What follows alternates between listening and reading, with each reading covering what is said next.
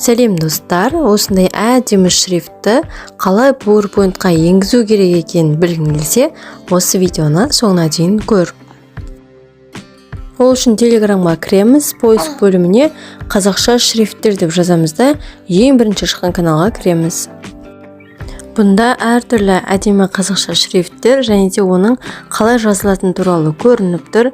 Кез келген біреуінің үстінен бір рет шертеміз, одан кейін загрузка жүреді.